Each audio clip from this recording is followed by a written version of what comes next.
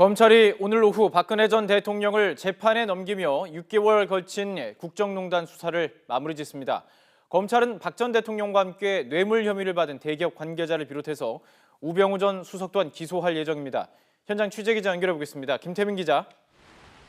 네, 서울중앙지방검찰청입니다. 네, 그러니까 수사만 이야기하는 겁니다. 국정농단 수사 오늘로 사실상 이제 마무리가 되는 거군요.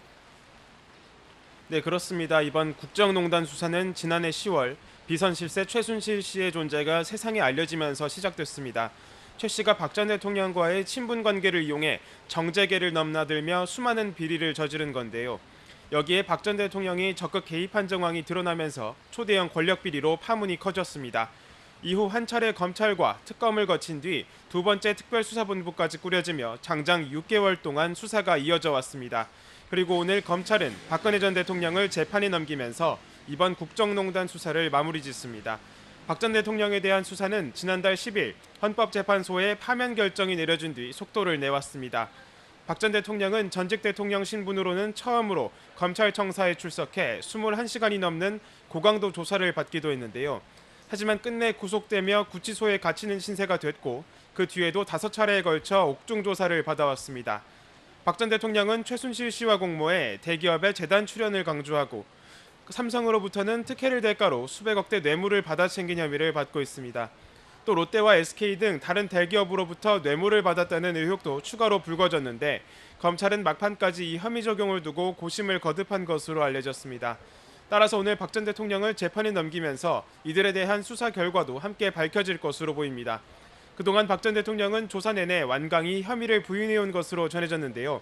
앞으로는 법정에서 그 진실이 가려질 전망입니다. 자, 그리고요. 대기업 뇌물 의혹 또 우병우 전 수석에 대한 수사 오늘 그 결과가 나오죠?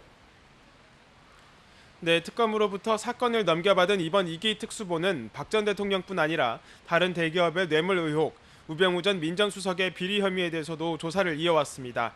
특히 롯데와 SK 뇌물 수사는 그 결과에 따라 박 전 대통령의 혐의 내용이 달라지는 만큼 초미의 관심사가 되기도 했습니다.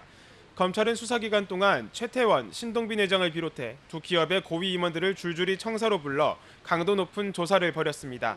이들이 추가 재단 출연금을 대가로 면세점 사업 재선정 등의 특혜를 받았다는 게 그 핵심인데 돈을 건네지 않은 SK는 사법 처리 대상에서 제외되고 70억을 건넸다 돌려받은 롯데는 뇌물 혐의가 적용될 가능성이 높습니다.